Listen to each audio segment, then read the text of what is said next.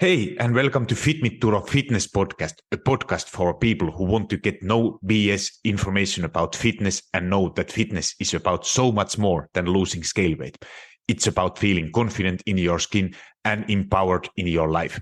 I'm your host, Turo Virta, personal trainer, strength and nutrition coach, and most of all, a husband of my beautiful wife, Miriam. Each week, my guests and me will give you some no BS fitness tips and motivate you to take action in your own personal fitness journey as we talk about nutrition, exercise, mindset, personal development, and executing in life with enjoyable but still effective strategies. If your goal is to look better, feel and be strong and experience transformation from inside out, you, my friend, are in the right place. Thank you for jumping in, and now let's jump into today's episode. So welcome to Turo Fitness Podcast. Today's episode, I have a guest, Chase Smith, who is a health fitness coach himself, and he has quite an amazing story about his own health fitness journey. He was weighing almost 400 pounds, lost over 100 pounds, or I don't know accurate numbers. So let Chase tell a little bit more about his journey. But first of all, welcome to Turo Fitness Podcast, Chase, and just a quick introduction: who you are, where you are living, what you are doing, and then let's get into conversation. Awesome. Thanks so much for having me. I really appreciate, being able to come on here and spread this message to your guests and such. And a little bit about me, I'll try to keep it as short as I can. I feel like, the story keeps expanding more and more, but I'm Chase. I grew up in Virginia my entire life. Now I'm in Garden Rapids, Michigan. And a little bit kind of keeping the long story short, basically, as you mentioned, I was near 400 pounds. I'd struggled with my weight my entire life, tried all the yo-yo diets, tried them, you name it. I've probably tried it: keto, intermittent fasting, Atkins, low fat, low carb, Nutrisystem. I was trying diets since I was like probably 12 or 13 years old, basically. And every year would try to lose weight and never would succeed just because it was, it was too restrictive for me. And also had a very unhealthy relationship with food, struggled with binge eating and things like that. And up until 2019, then a friend and coworker at the time, she challenged me to a weight loss challenge. And she was just like, I want to lose weight. You want to lose weight. Like, let's do this together and hold each other accountable. And honestly, to be honest with you, like I really thought it was just going to be like another fad diet kind of thing. And I started with intermittent fasting and thought that was the way that was the thing I had to do at that time. And but quickly realized, like, with the extra accountability of having her help me with this, and we were both doing it together, we were able to hold each other accountable throughout this process. And, I ditched the intermittent fasting pretty early on, realized it wasn't necessary, started learning more about nutrition and what, involved with, weight loss and the calorie deficit and all these things. I started learning like the basic principles of it all, and actually met up with a coach in April of that year. And I did not start working with him until later that year, but even before then, he started helping me out with a lot of that stuff. And by the end of the year, I had lost over 100 pounds and, was feeling amazing, just like a whole new life, whole different perspective on life, basically. And, since then I've, had many ups and downs. I definitely won't say that, this journey has been 100%, rainbows, unicorns kind of thing. It's definitely had its challenges here and there, but, we've worked through them all, and continuing to work through them as well. And, I've gone through different phases of, different, fat loss and maintenance. And, I've had some struggles even with like some binge eating throughout the, past couple of years as well, that have kind of relapsed and come up. So I worked through those. I've worked with a binge eating coach for a little bit of time. Currently going to therapy and things and working through all the things. Basically, I think I think it's just important to note that as great as it's been and as much progress as I've made, we're also human and we still have the struggles here and there as well. And then most recently, probably the latest thing in my fitness journey has been I've gotten into powerlifting. I started doing that last year in July, and I just had my first competition about a month ago. And just, that's kind of my new thing right now. And nice. I guess also I should mention I was a nurse, right? I am a nurse technically still. I'm not working as a nurse right now, but I've been a nurse since 2015, worked in psych, mental health nursing, and emergency nursing, and left my nursing career about a year ago. And now I do full-time coaching. Oh, nice. This is such a good. And how old are you now? 29. 29. Okay, so it was like you were 25 when you started this kind of, when was that big realization that now, or was it like a kind of accident with the challenge, what you said when you started, or was there something already like when you told to yourself that now it's enough, that now you have done everything, and what made you start? Like what was the, My friend that challenged me, honestly, she was just like, she wanted to lose weight herself as well. She had a lot of weight to lose. I had a lot of weight to lose. And we were both just, and she came to me about it. She was, she's like, I know you want to lose weight. I want to lose weight. How about we make this a challenge? Like, we're just going to make it kind of fun. Like, every month we'll see who's lost the most amount of weight. And, the other person has to like, buy movie tickets or, dinner or something like that, for the other person, some type of like fun challenge. The challenge didn't last super long just because I had a whole lot more weight to lose than she did. And so obviously I was losing at a much faster rate. And I didn't want her to think, like you're failing the challenge, right? Like I wanted her to like, she was still losing a lot of weight as well. So we did the challenge just for like just sake of like not getting her, making her feel like she was losing, quote unquote. But that's how it basically started. And from there, like once we started like seeing that momentum and seeing the results and such, it was like, wow, this is actually working. And we started, just having that extra accountability there. She was, I kind of compare like her accountability was like, an accountability of a coach, basically. yeah. Someone like, when you have that hard day, I could go to her and be like, hey, like I skipped the gym today, I'm struggling, or hey, I'm struggling with my food this week, and we were able to bounce each other off, bounce ideas off each other and keep each other going. Yeah, no, because this is it's such an important thing. Like, did you ever in the past had somebody like this kind of accountability thing? You said that you tried many things. Uh, did you try that kind of accountability thing already before, or was this kind of first experience that you had a like? Even it was not technically some coach, but basically some coach who was keeping you accountable. I would say it was probably the first time having some real accountability. I had tried things in the past. My mom had, she's tried to lose weight in the past as well, and I mean, she is currently now losing weight and doing great herself. But like years before, like this before 2019, there would have been years like when we both were like, "Hey, we're gonna get healthier," still living back home and such. And but I feel like just like when it comes to family, it's hard to like hold each other accountable because Yeah, like right, like you love each other, and I feel like yeah, of course. that's not where like you like you should. I feel like the family love's going to come before holding each other Yeah. accountable when it comes to your health goals. And so it was kind of harder in that sense. But I would say this time in 2019 was the first time I really had that external accountability outside of family and someone else that was going through this as well. Yeah, no, it's I totally like it's like I could not imagine to give advice for my wife, or like you said that with mom, my mom also, or my dad who unfortunately passed away. But I know that even I'm able to maybe help so many other people. But if my mom is asking something, it's not maybe she's trying to get something, but it's still it's you have totally different relationship than with Exactly. those who you love the most. And it's kind of same if my wife is she's telling it actually often. If she's trying to tell me something, give me an advice, I'm like, I'm not just, it's like maybe all husbands or men are like that, they are just not listening. They don't care, and then somebody else is giving you exactly the same advice, and then it's coming from a person who you actually respect in that area.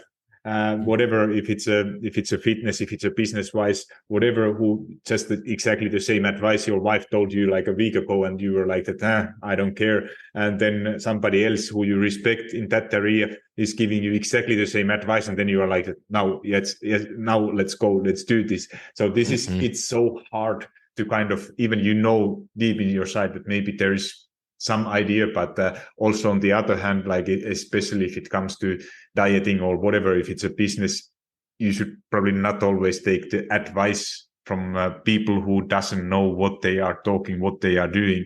And but if it's kind of accountability, like you said, that if you have a friend, like what is your, if it's a daily check-in or weekly check-in, that you are like that, I'm doing this, I'm taking care, I went to gym, I hit my step goal today, I did, that is the best accountability you can have, even Mm-hmm. from closer ones. Like it's a good example, like how I do. Like now, I recently started my own fat loss phase for 4 to 5 weeks, and my wife was like that. She's actually doing it with me. So now we are both doing exactly the same thing and kind of supporting each other's with the same things. And obviously, we are doing probably a little bit different things. I said that I'm creating rules for myself, and those are my rules. You don't need to. You can use those same examples or create your own rules how you want, but what we are helping each other is to keep accountable that we are actually telling and doing those things what we promise to ourselves. And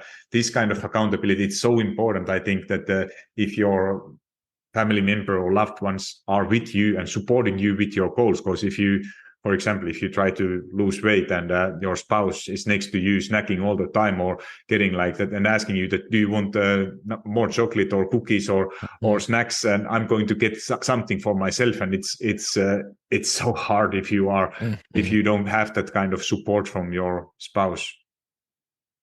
Yeah, you have to have that support system. And you know, but also I will say, I always like to add this because I have a couple of clients that, you know, thankfully a lot of my clients have that support system in their house, you know, Yeah. their spouse or significant other, but there are some that don't, right? Like, and I feel like that's where like you have to, at some point you have to take some ownership for yourself, right? Like For sure.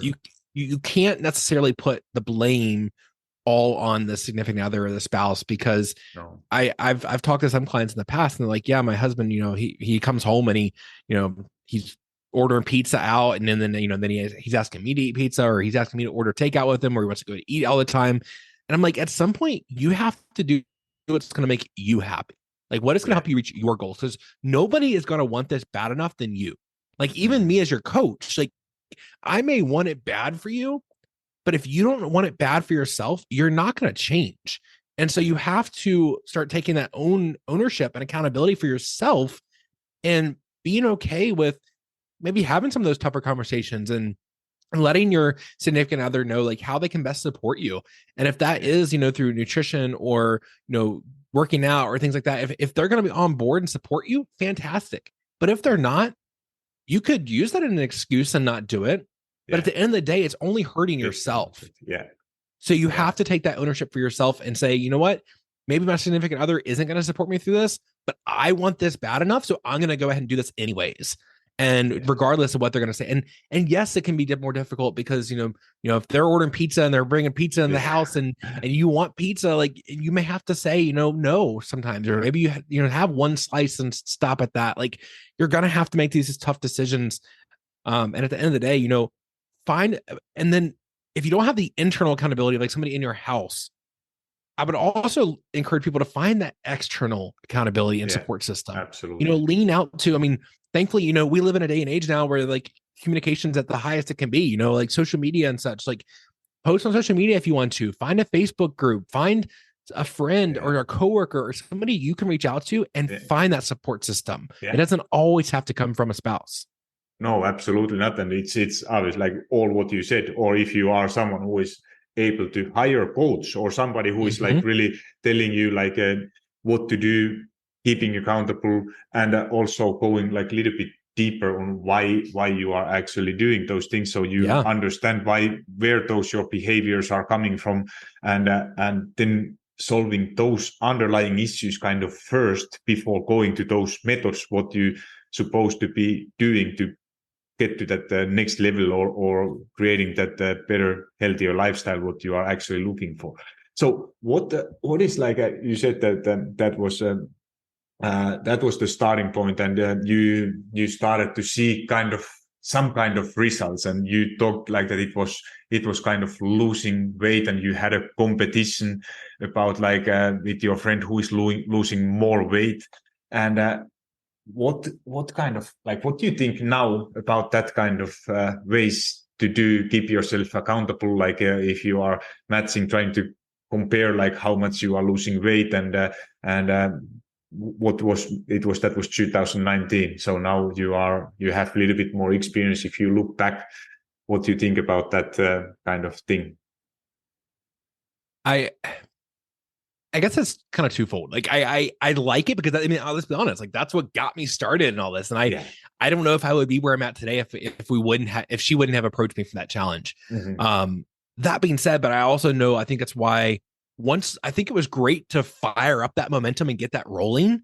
But at some point it was like, all right, obviously this is not a fair challenge, right? Like I'm losing much faster than she is. So that's why we eventually just kind of like ditched the challenge, and we didn't really like make a big deal of it. It wasn't like we're stopping the challenge on this day. It was more just like we just let it phase out because we were both doing so great.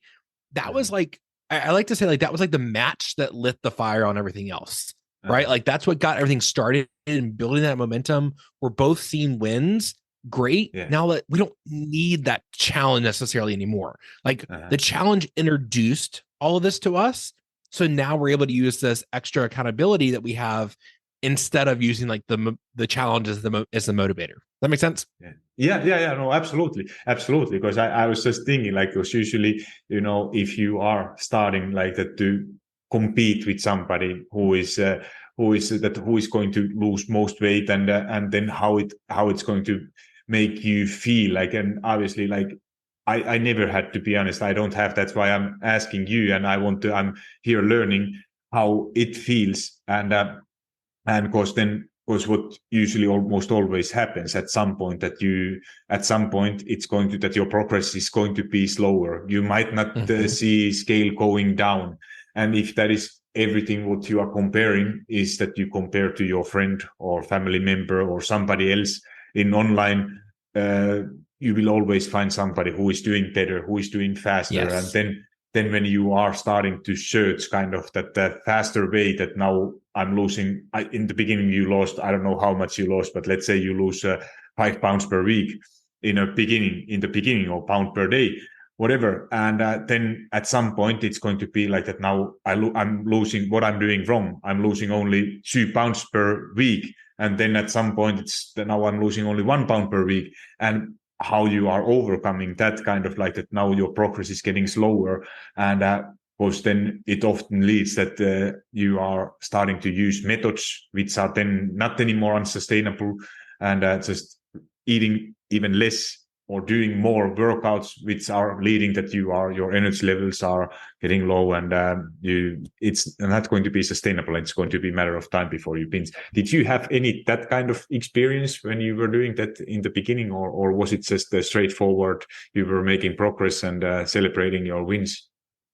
No, I mean, I definitely had the times when like the things slowed down, or I mean, I will say I had pretty consistent, like me personally had a lot of consistent results for the first like good while. I mean, I would say I didn't really start hitting a quote unquote like plateau until like maybe around like July or August was when I started really noticing starting to slow down a lot. But like, again, like it all kind of goes back to like, and I want to just preface this because I know people are listening, obviously I was almost 400 pounds. So I had a lot of weight to lose. And so I was being super consistent in the very beginning. And so that's why I was able to pretty much lose consistently until, July or August when things started slowing down. And that's when I ended up actually hiring my first coach was in August. Once things did slow down, it was like, hey, like, what am I doing wrong? At least I started to think I was doing something wrong. And it wasn't necessarily that I was doing something. Well, I was doing something wrong because I was under eating a lot more less than I probably should have. And that's why, towards the beginning of the summer, he had told me, he was like, eventually you're going to need to start increasing your calories back up. And, you can't stay at this low amount of calories forever. And so it was hard to start to see progress slow down. But that's when I started just educating myself and also, learning more from the coach as well about like the importance of going through this entire process and respecting the journey that it was going to take, and realizing that like you can't make all of this progress overnight, and you can't make all this progress at once. Like you have to go through these phases, and sure, you could probably keep pushing harder and harder and eventually get to your goal. But like at some point you are going to crash and burn. Right. So like you have to learn to respect that journey and take it in chunks as you go along. But that's like, I will say, once I started working calories up, for a while, I was starting to see some great progress. Like, I think it's something where, a lot of people are very skeptical in the very beginning. And, I know when he first told me like, hey, you got to start increasing your calories, I was like, are you crazy? Like I'm seeing great results. I don't want to increase my calories. Yeah. And as I started to, I was starting to see better results. And it's also because it increases compliance, right? Like after you've been on Yeah. so low calories for so long, like your compliance is going to start slipping and you're not going to be feeling as great. Um, but as we were working calories back up, we got closer to, we probably didn't hit true maintenance by the end of the year, but we were definitely, Yeah. I was probably eating like anywhere from like 1,600 calories in the very beginning. Yeah. As somebody who's 400 pounds, that's why I lost so Wow. quickly. Yeah. Yeah. And by the end of the year, we were close to like 2,250, 2,500 calories. Wow. Yeah, because this is something like what I do also a lot. And I had like a couple podcast episodes with my clients who we went through this phase. And well, I just remember a quick story. Like it's kind of similar than yours. Like I had a Mhm. Lucas.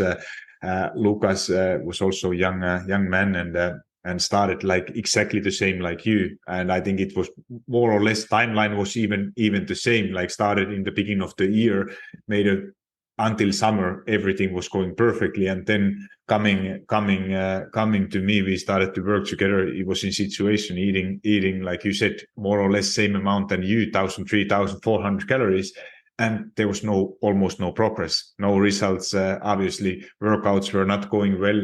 And then when we started to work together, like exactly like you, that starting to add actually calories, and goes to worst thing.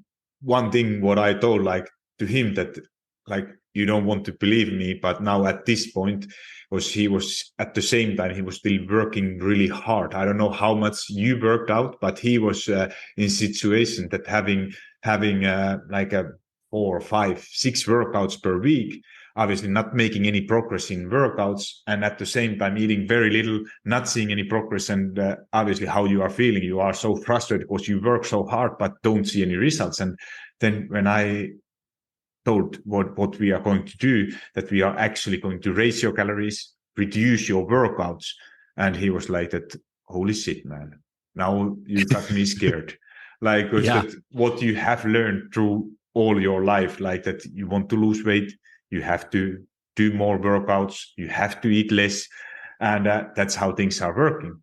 But that magic is that when it's going, if you are doing like our bodies are so good at adapting on everything, like it's either workouts or either nutrition, like amount of calories you are eating, and then how to get out of it. Like if you can't imagine to reduce your calories more or do more workouts, or when it's not sustainably possible, then you actually how to get out. Like you said, you go on opposite direction, and that is the scariest part, to go like that. Now you are starting to eat more, and like in you said in your example, and like it was same in Lucas, like that what actually started to happen. Like I don't know, did you gain some weight in the beginning when you started to eat more?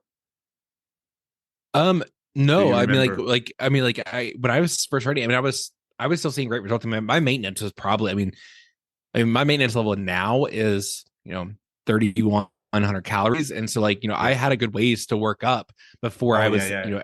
Yeah, so no, absolutely. But it's still like that. That what is like, if that maintenance, let's say that it should be 2,500, 3,000, but you are eating 1,000, 3,400. You are not seeing any progress. Obviously, even you raise your calories, but in the beginning, usually even you are eating when you are eating so little, and in a short time you are raising your calories, let's say 200, 300 calories per week, your scale weight might actually go up. mhm. And then even when you keep, and that is the point where most people are usually like that, they are panicking, like you Yep. are like it's when you go, or what happens often for those people who are like kind of dieters for life, and then always what happens, they go out for one weekend, or overeat on weekend, or eat a bit more than usually, and then scale is going up, and then Yep. they panic, and they go even lower calories, and then that's, you are never giving chance to your body to actually adapt.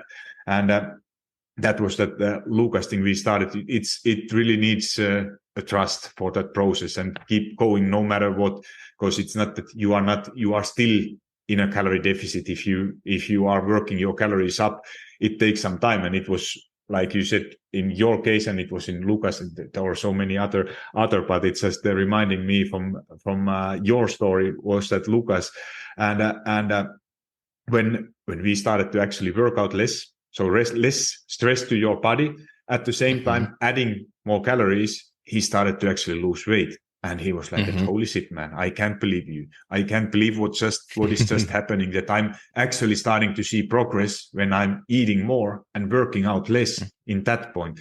And this is kind of that reverse dieting and a kind of understanding that fat loss, it's not always straightforward, just eating less, moving more, that you have to include at least in some point those kind of maintenance breaks, diet breaks, or adding more calories to that your metabolism is not adapting. It makes in long term that all your journey so much easier.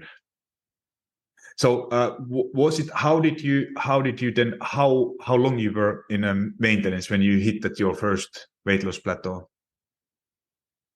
I'm trying to remember exactly what it was. I want to say it was roughly maybe 4, 5, 6 months ish. Okay. You know, I still had a good bit of weight to lose. So like we didn't have to go as long at maintenance for me. You know, it's a little bit different scenario than somebody who's, you know, already pretty low. But, and then we started another deficit then afterwards. Yeah, because this is actually, it's, I don't know about you, but for me, I get so often questions like that, that I'm eating very little calories, and now I need to raise my calories, that I raise my calories for a week or two. And I'm like that, week or a little two, longer. it's you don't want to hear it, but you need to hear that it takes, unfortunately, a lot longer, because usually it's a different for each person, but I would say that it takes at least a couple of months, depending how long you have been eating very little calories and what kind of progress you have had.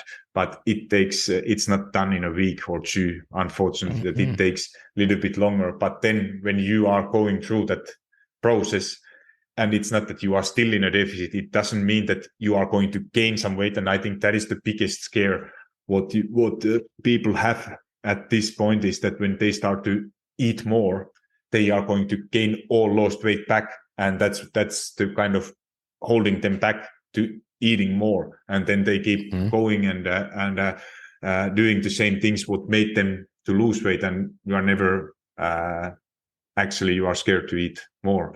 Did you have that kind of fear, or what? Or I'm sure you had. So tell a little bit about that fear you had. Yeah, so I mean, definitely in the very beginning, like when I was told to start increasing calories, I was very skeptical. You know, obviously it's like you said, like we're so used to eat less, move more kind of mentality, and when someone's telling you need to start eating more, it's like you're crazy. Like I don't need to do that. Like that doesn't make any sense. But I think what helped is, like, you know, like you said, like, you know, a lot, not everybody, but some people who started to increase calories and working out less, you actually start to see some better results even. And I think that's what helped me kind of like motivate me a little bit more to like, all right, I should trust this process because it's working. Right. But yes, I was definitely very skeptical to eat more. But I also knew, I mean, I had to have this like tough conversation with my coach where he basically told me, he was like, we can keep going down the same route you're going and cutting calories lower and lower and lower, but it's not going to be sustainable. But if you actually want to work these calories up to, you know, a healthier level and find your true maintenance, then you're going to be able to sustain this long term. Yeah, exactly. And this is the hardest part to understand, because you are in so hurry that this is, you don't want to take, because you have, especially like you said, that you had still fat to lose, and it's in your mind, you are telling that no way I'm going to eat more, and because it's I'm going back where I was, and that's I'm refusing to do it. But then if you like you said, if you keep going that path, eating less and less, moving more, trying to do more, it's going to, at some point, it's not going to work anymore, and it's only a matter of time before you can do it. And this is, I think that's the hardest part, and the people who are in this point, I think I had a Sylvia who said that the best advice, what she can only say, that don't try to do this alone. Like this is the hardest part. Like you have so many questions, you have so many insecurities during this process, that get somebody who knows what they are doing, and get some help, because it's going to be, and like you said, that how it's actually, what is motivating you, what is the reason why you should be doing it, is that when you start eating more, it's not only that you are not going to gain fat. What is actually happening, like you said, that you are going to actually start seeing better results in your workouts. And then when you are giving, like, it's the, I think, how could I say it, like the simplest way, when I try to explain it to my clients, is that if you want to, for example, you want to build muscle, get stronger at the same time when you do it, and muscle to be able to get stronger or build, it needs more energy. But at the same time, if you think signals what you are telling to your body, you are not giving that energy. So you don't give even chance, even you work so hard. So what is happening? It's causing, then your body is under stress, you are under stress. And when you are actually giving then that more energy to your body, which is still, you are still in a calorie deficit, you still eat less than your body needs, but at the same time, your body starts to use this energy. You are seeing more energy in your workouts, you are seeing progress, you are maybe able to build some muscle mass, and plus that you are more active, not necessarily just a step account, but all kind of, like when you are talking, when you are moving, how you are using your facial impressions, stuff like that, they are increasing. And at the same time, when you are eating more, and at the same time, you probably are needing that more energy, that energy going out is going to increase at the same time when you feed your body. And this is going through this process that's so hard for to do it alone. Yeah, So you need. Go ahead. Yeah, no, go ahead. I was just gonna agree. Like, I feel like that's you need someone to have an objective point of view for this, because it's so easy when you start, or when you start hearing like increased calories, and you may increase your calories. Well, then if the scale spikes a little bit one day, you might want to pull back on calories and go back into a deficit. Whereas, if you have that external person, whether it's a coach or somebody that knows what they're talking about, they're able to help coach you through that and help you realize, like, hey, that's normal. Like, that's going to happen. But here's why we're doing it. And once you keep doing it, you'll start seeing the results you're wanting. Yeah, it's all about, like, that's like, I think for you, when you had a coach, it's that the first thing what I ask from my clients, for example, is that you have to, I'm asking a lot. I'm asking that you are trusting me. You are trusting when we are going through this process, that no matter, because if you have insecurities, like you said, that scale is going up or something weird is happening, you are feeling that you are getting fat, which probably is not the case, but it could be that you are feeling, and then it's so important to monitor your progress during this time, that it's not that you are not. And if you let's say that if you are using, like, for example, reverse dieting, you are adding couple, like 100 200 calories per week more, it's not that you are not doing any big damage. Let's say that in the worst possible case, if all those calories would be fat, you are not gaining in 2 weeks, not even a pound of fat. So it's not going to change anything. But when you are monitoring, you have other ways than only scale weight to monitor your progress, about your energy levels, everything. There is nothing. You are not, in the worst case, you are not making too big damage. So then a little bit, how all this, like, when you obviously your health have improved. Did you monitor any? Was it only about scale weight in the beginning, or did you have some other, like, kind of health issues when you had a lot of overweight, or what have changed after you have lost weight? Yeah, I mean, there's a lot of things that have changed. I mean, blood markers have improved. I used to have sleep apnea and sleep with the CPAP machine, and I no longer have that anymore. Wow.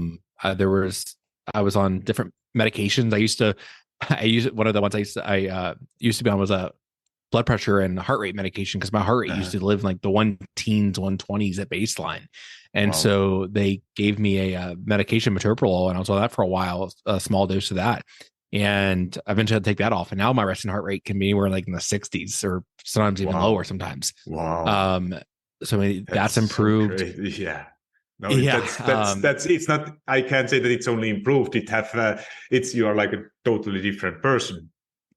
Yeah, exactly. And so, like, those things have improved. Like, just, body composition's improved, and I'm also just getting much stronger, especially now within this last year, almost a year now of, working on powerlifting. Like I've been able to increase my strength. Like I've gone through different phases throughout this process. Like at first I will say it definitely started as like, hey, how much weight can I lose? And then it was like, oh, okay, like I'm actually feeling better now. Because I feel like a lot of times, and a lot of people, I think a lot of people could relate to this that are overweight. You may feel okay and you may think you feel fine, but you really don't know what good feels like until you actually feel good. And so, in most of my life, I thought I felt fine. Like I was like, oh yeah, I have enough energy. Like I'm sleeping okay. Like I kept telling myself that I was fine. But once I actually started to feel what good feels like, it's like, okay, this is much different. Yeah. And so you start feeling better just like that way. And like I said, it started with like fat loss. Then it was like, all right, let's just start, I'm feeling much better. Then it's like I'm improving my health, starting to come off some medications, starting, just getting better checkups from the doctor, blood work's improving. And now I've, shifted away from so much like the weight loss side of things. And now I'm focused more on like the strength. I am currently in a deficit right now, but for the last, since like July until about like a month ago, it was all about gaining phase and focusing more on strength. Wow. And what kind of current goals you have at the moment? Like if you think in the long term, like now, obviously, I love this, what you are doing, like that you've focused like different kind of phases, but in a long term, where you want to be in, let's say in 5 years from now? It's a great question. I think, ideally, obviously I'm wanting to lose weight. I'd love to, have a better physique, but also still maintaining my strength. I mean, I'm very proud of the strength that I've been able to obtain throughout this last gaining phase. But I do want to, lose some body fat and be able to maintain as much muscle mass as I am able to. Yeah, but you don't have any like a numeric goals that you need to have 100, 200 pounds or whatever. No, I mean, I really don't put a whole lot of value to the scale anymore. Like I don't really set number goals anymore. It's more so like, how do I look? How do I feel? Am I happy or am I confident? Do I have like that food freedom? Do I feel like I'm able to enjoy life? And I don't really want to be as super lean that I can't go out and have, drinks with friends, or, I can't, go out and, get ice cream with my niece or something when I'm in town.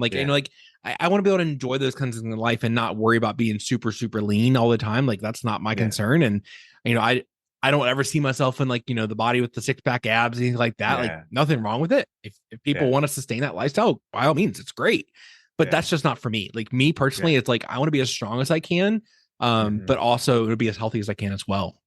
Yeah, no, because I feel exactly the same as you. Like obviously, we both have a different backgrounds, but I know what it takes to get like 6-pack abs or something.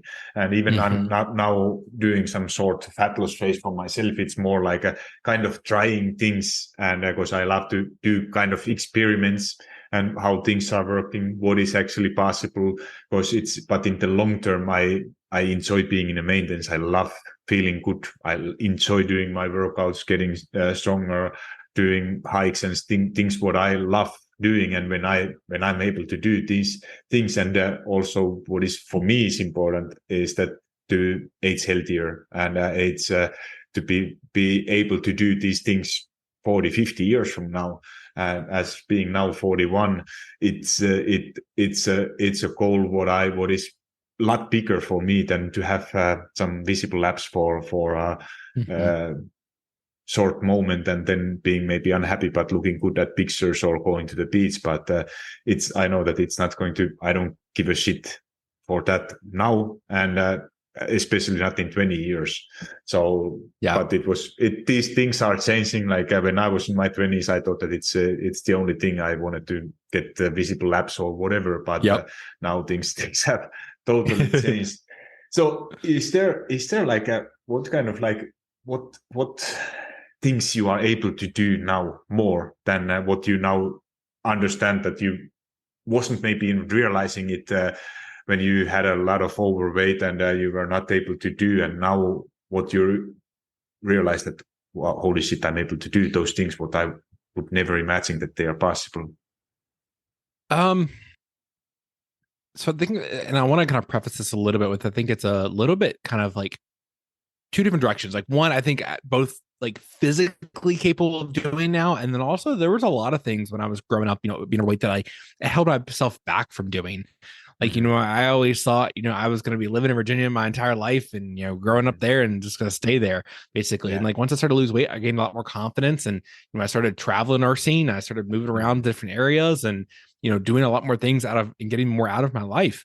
But like from a physical standpoint, like now, like I enjoy like going for a hike and doing things that I enjoy. Like, there's, I was in Arizona a couple weeks ago for a conference for coaching. And, my boss and I, we went for a hike, up, one of the mountains there. And like years ago, like I would have never like I would have never wanted to do it. And honestly, I don't even know if I really could have done it. Like I probably could have, but like, even things like, when I was living out in Colorado for a while, I went and hiked, this huge set of mountains that like things like I would have never done in the past. Like I've, a couple years ago, my coach and I, we went skydiving for like a time, just like, just doing things that like I never thought myself was capable of doing or would want to do.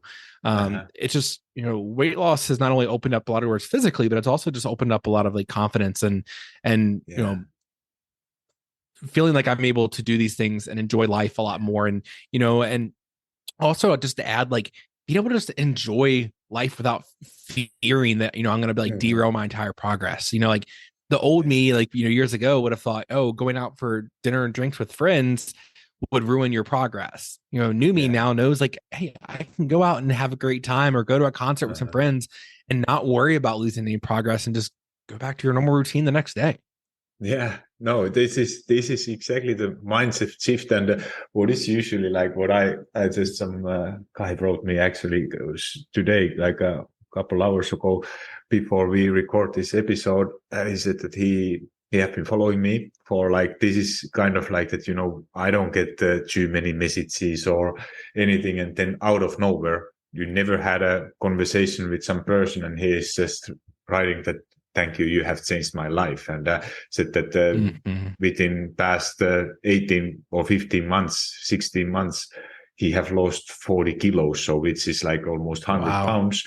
Yeah. And going from like changing everything, like and improving, like exactly you said, how you said it, like that improving all like a blood work, blood pressure, heart, like a that heartbeat, resting heartbeat, lost a lot of weight, and all that led that so much more self-confidence.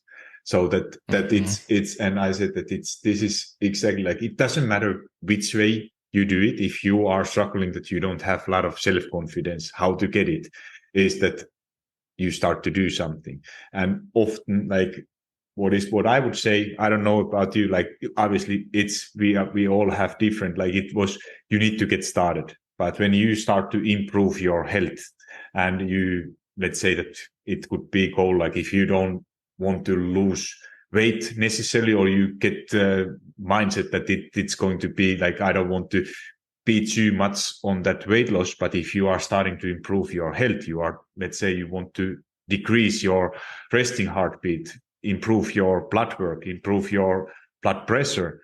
And when those markers, when they get better, you are improving your health or you are improving your strength. And then those are usually, when you are able to improve those markers, you are starting losing weight, or you are, as an effect of losing those, you are losing weight. And that all is leading that your self-confidence is getting, as a side effect, a total different level. Yes, absolutely. I mean, their weight loss is great, but like there's so much more behind that. Like I feel like a lot of people get into this for the weight loss side of things, but once you start like unlocking all those doors and just you're able to do so much more with life, but outside of what the scale's telling you. Yeah. So you said you had a lot of like kind of struggles. What kind of struggles, setbacks you have had during this journey? Yeah. So, I mean, like when I look at like my struggles, like it's definitely been, I've gone through a lot of like mindset shifts and just like Mm-hmm. working through like the identity work and like understanding like, that I'm capable of changing. Like, there's a lot of like, lack of, self-worth or lack of self-confidence or, Mm-hmm. trying to build up a lot of these things that I feel like, that I wasn't sure if I could ever do.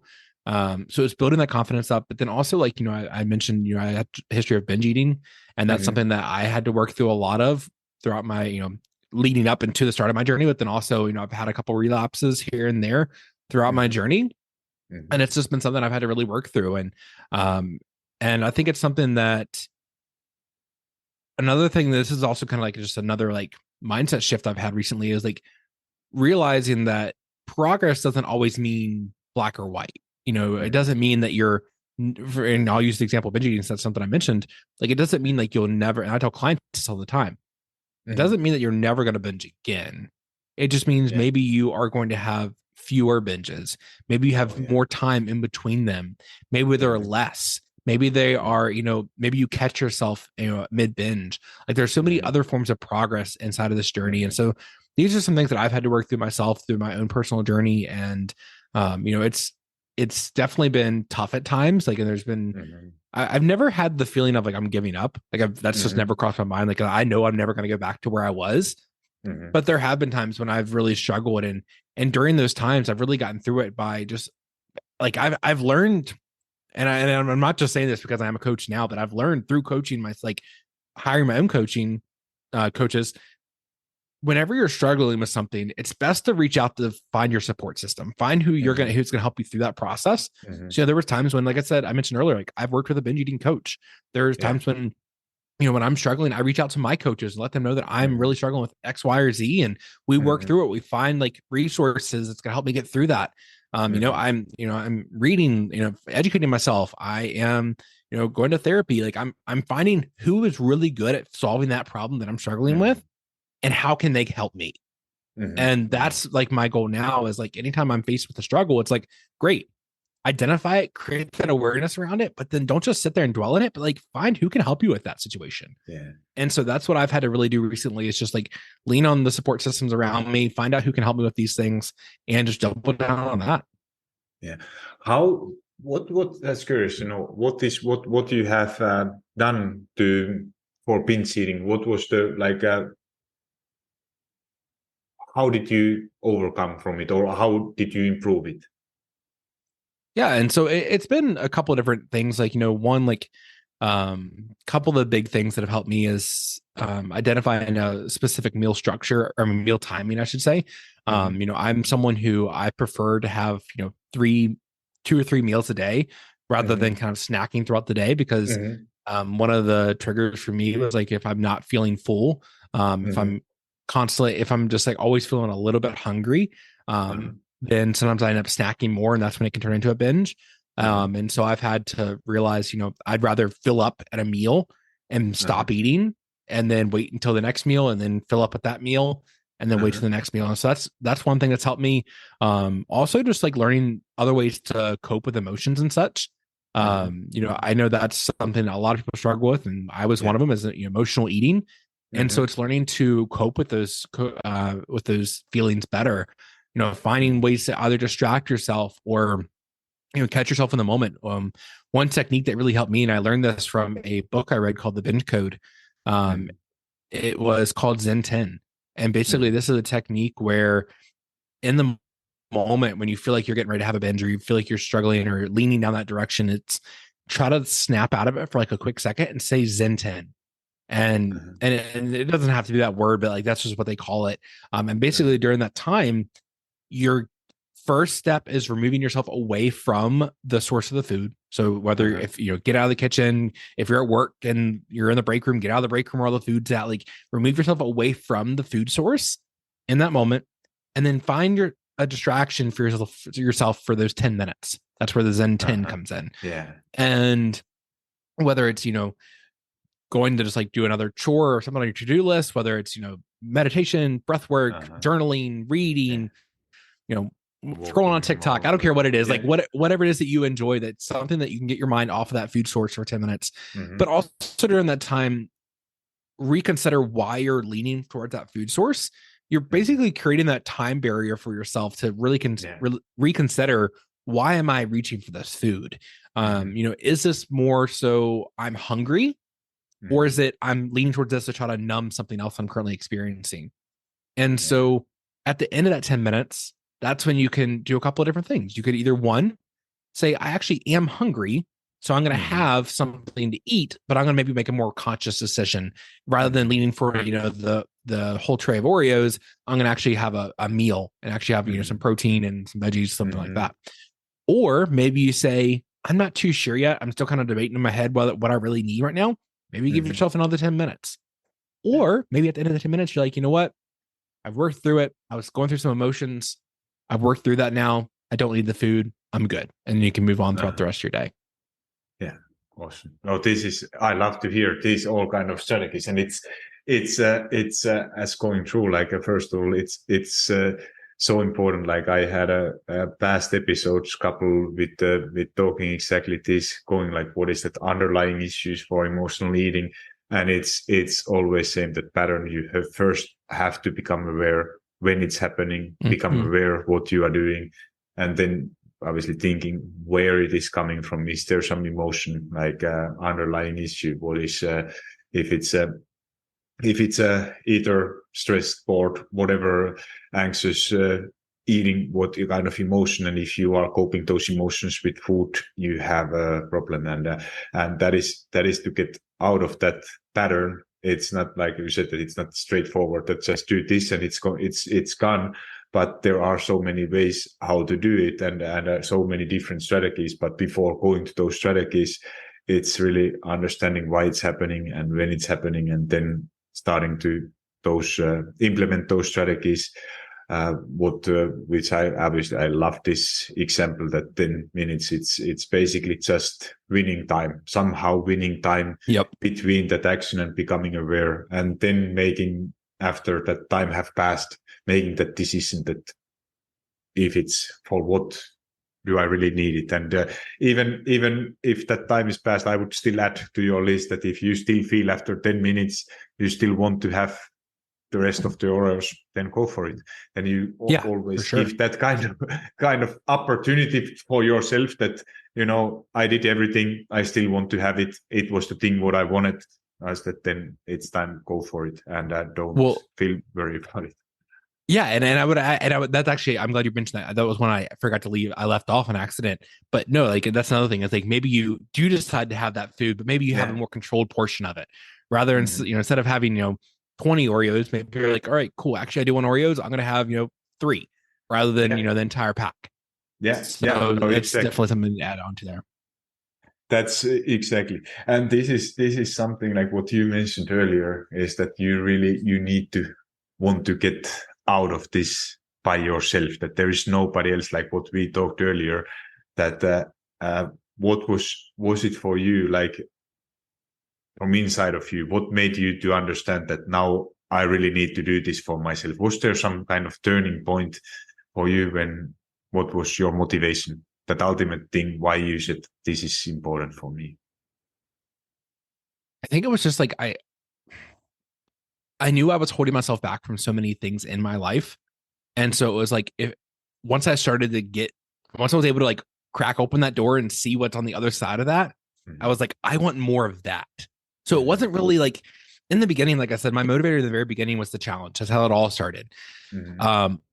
But once I got to start seeing some of that success and seeing what I was capable of, and actually proving to my older identity that I was possible of going through this change, I saw what life was like on the other side. And I was like, I want more of that. I want to be able to do the things I want.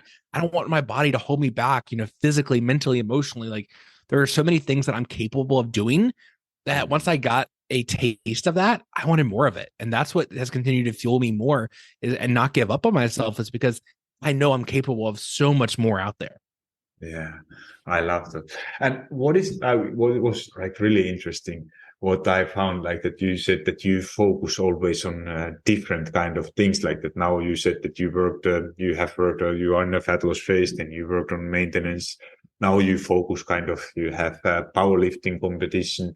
How these kind of how you are planning, if you are thinking like now, like for next, let's say 6 months or a year, if you, what kind of things, what kind of plans you have, or do you have, are you a person who is like, it sounds to me that you are kind of person who need to have some kind of goal in front of you, who is working like now it's going to be this powerlifting. In the beginning, it was like that weight loss challenge. It's going to be 30 or 60 days. And then it was something else. And now you are at that phase that you have kind of powerlifting thing.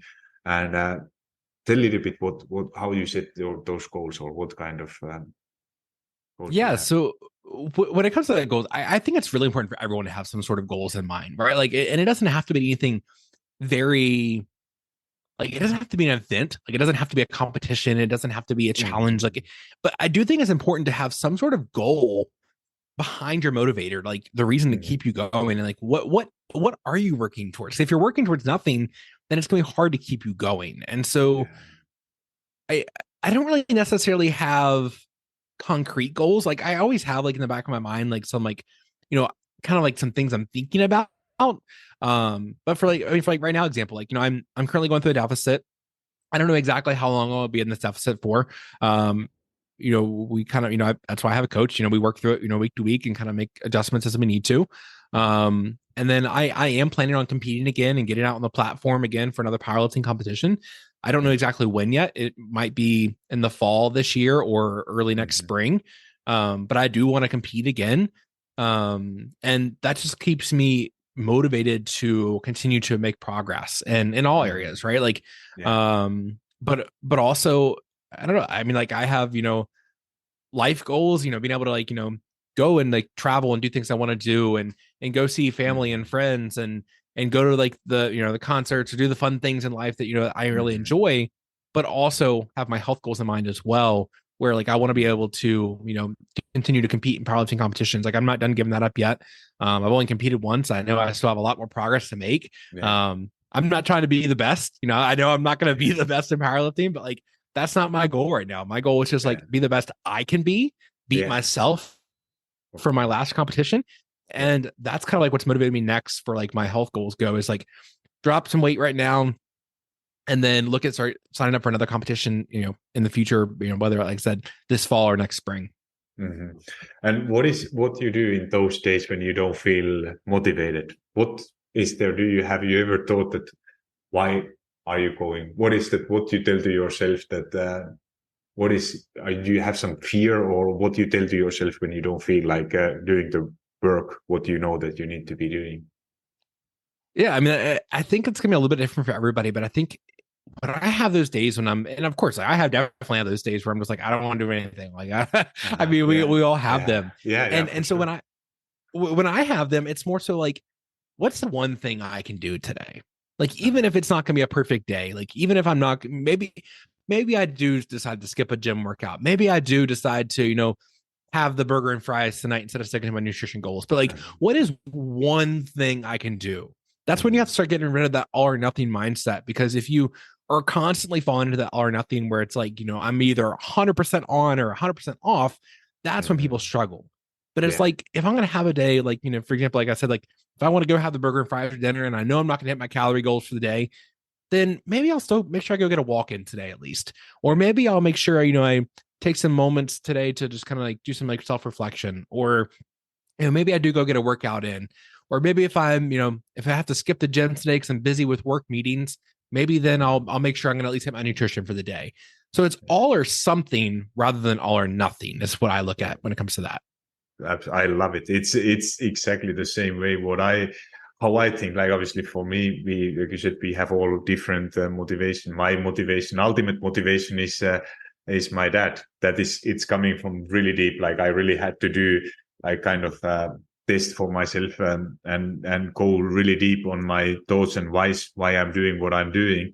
And it came like I've figured out that it's like my dad passed away at the age of 70 and was struggling. Like, lifespan and health span were not the same thing. So he was really past 10 years of his life, even he was still here physically. It was not life quality what he had was not really great. And that is like that I said, holy shit, that I have, if I think it's 20 years from now, I have 20 years left if I want to be the same. And now this is kind of reminding me that I need to do at least everything I can to be in a better position, to be able to do more things than he was. And this is like, because it's kind of really scary.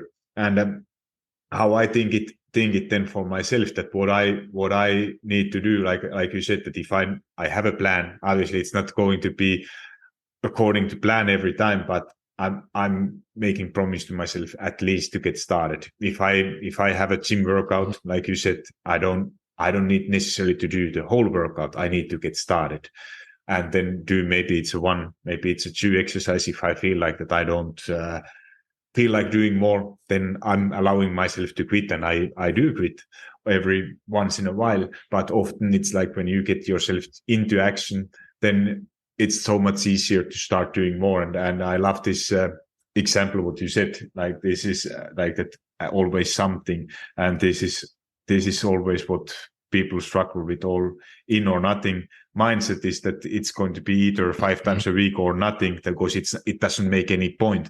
But instead, if you ask yourself that what is the kind of minimum thing what you can with confidence say that I'm able to do, and stick with that plan, because life it's going to be busy. If you are waving up with a white towel every time when you get busy time in your work, some of your family member is sick, or kids are sick, or whatever is happening in life. And if that is the first thing you are going to say that, okay, now I don't have time for my fitness.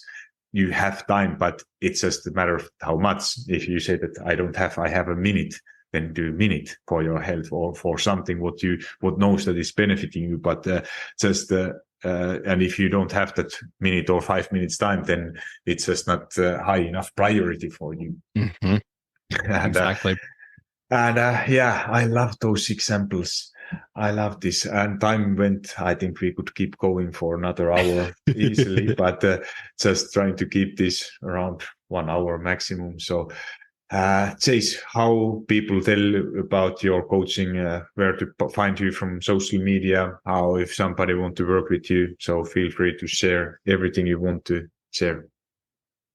Awesome. Thank you. And thanks again for having me. This has been a great conversation, and I definitely have to get you on my show as well, for sure. I would love it. Yes. So that's the Chasing Health podcast. Everyone go check that out. And then also, if you want to work with me, I'm working with Chris Bielhin now. He's the guy I work with. We work with Conquer Fitness and Nutrition. You can find me on Instagram at changing_chase. And then the link in the bio has all the information, our Facebook group, podcast, all the connections there. Awesome. I will add those to show notes, and thank you again for being here, and talk to you soon. Awesome. Sounds good. Thank you. Hold up, friend. Do you love Fit Me Turo Fitness podcast? If so, the best way to say thank you is to subscribe to the podcast and leave a review on iTunes. I know every podcaster wants you to leave a review, but it's because those reviews help the podcast to reach more people. I truly want to know what you think, and if this particular episode resonated with you, would you also please share it? Either send a link to someone who you think will find it valuable, or take a screenshot and post it into your social media and tell your friends and family why they should listen it. Make sure you tag me so I can hear your feedback and give you a little love. And if you aren't already following me on Instagram or TikTok, that's the perfect time to hit that follow button. Thank you for being here and listening to Fit Me Turo Fitness podcast.